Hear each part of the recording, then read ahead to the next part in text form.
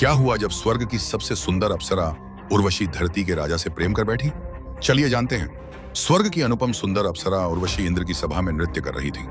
उसकी कला और रूप से सभी देवता मोहित थे, पर उर्वशी का मन कहीं और भटक रहा था। उसकी आंखें किसी और को खोज रही थीं।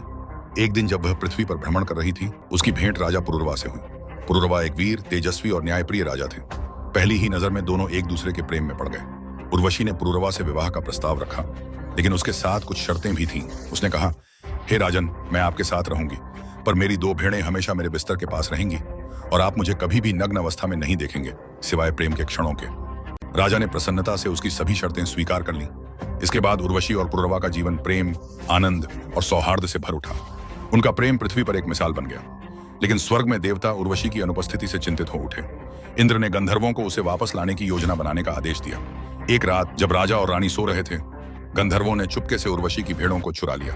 मिमियाहट सुनकर उर्वशी घबरा उठी और चीखी, कोई मेरे बच्चों को चुरा रहा है। मेरे पति कहाँ हैं, जो मेरी रक्षा नहीं कर सकते? पुरुरवा हड़बड़ाकर उठे और चोरों को भयभीत करने के लिए बिना वस्त्रों के ही बाहर निकल पड़े। तभी गंधर्वों ने तेज बिजली चमका दी। बिजली की रोशनी में उर्वशी ने पुरुरवा को नग्न देख लिया। शर्त टूट चुकी थी। उसी पल उर्वशी अदृश्य हो गई और स्वर्ग लौट गई। पुरुरवा अपनी प्रियतमा के वियोग में व्याकुल हो उठे। वे उसे ढूंढते हुए देश देशांतरों में भटकते रहे। उन्होंने नदियों, पर्वतों और वनों से उर्वशी का पता पूछा। कई वर्षों बाद कुरुक्षेत्र के पास एक सरोवर में उन्होंने उर्वशी को अपनी सखियों के साथ जल क्रीड़ा करते देखा।